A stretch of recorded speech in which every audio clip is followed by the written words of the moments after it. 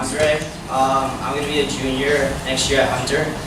And for my project, I built this headband that you can wear. And the purpose of it is to help people with visual impairments navigate when they're walking around, especially in like a city, like a GPS. So currently on the market, the most prevalent systems use stuff like speech and voice to communicate directions. So like you would type in a destination and it would find a route and it would say go left, go right, go straight to get there. And when you can't see, it can be hard to orient yourself just based on that kind of instructions. So my project, I tried to address this issue.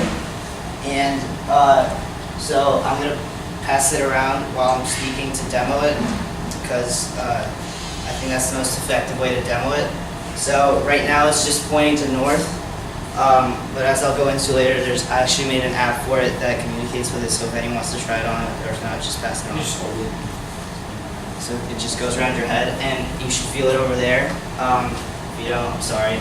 I'm sorry. Yeah, that's the point. So the way it works is it's based on the Arduino. So in Arduino, a lot of projects use it. I'm sure you'll hear more about it. What it is like a really small computer that can process inputs and then communicate with outputs. So in my case, my inputs were the compass sensor, which figures out how your head is oriented, and a Bluetooth chip, which talks to your phone with the app that I made to actually use Google Maps to guide you on wherever you want to go. And then the outputs are these vibrating motors, which look kind of like coins. They're really small, and they're mounted. There's 16 of them on the interior of the headband. And they're the same thing that's like in your phone, like when you get an alert, it buzzes. That's the same kind of thing, except there's 16 of them. And the Arduino just runs some code that processes the orientation data and then data from your phone for finding a route.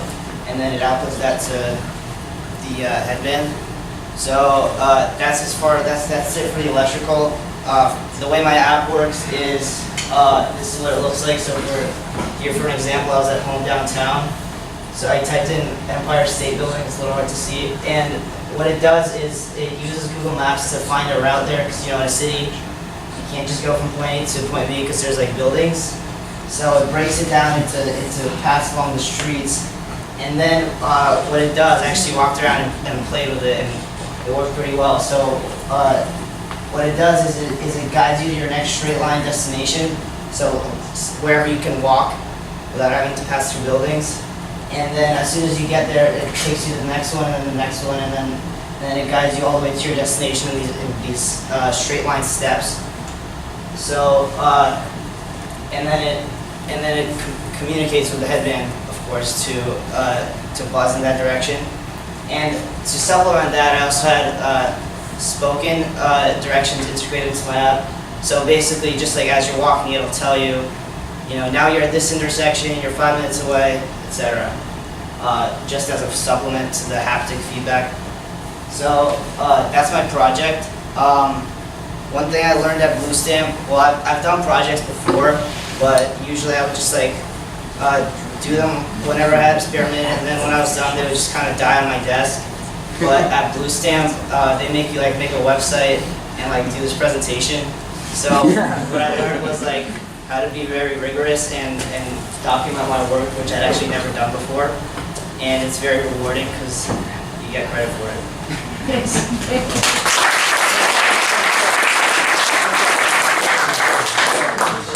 Anybody got questions for Andre? Sure, yeah. What would you do if, like, about a red light? Suppose the person walking down the street. My project doesn't address that. There's like dogs, I think. But yeah, my project's just like a GPS. Could you put this in other things, like a belt, for example, which you already might wear around your waist? Yeah, or like a hat. But yeah, definitely a belt. It works. Could you see this also working for like motorcyclists? Some people like couldn't always look at some kind of. Yeah, definitely. just any kind of motorized whenever you're driving, yeah, it'd definitely be helpful. Yeah.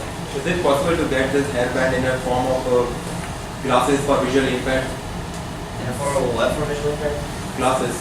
Oh, I don't know about glasses, because there's not a lot of place where you can, your glasses are just like a bunch of wires, so they wouldn't be that structurally secure as that been.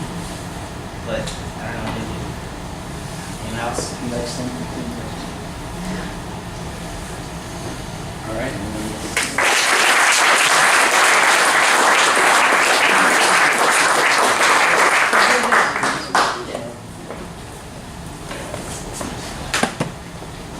All right.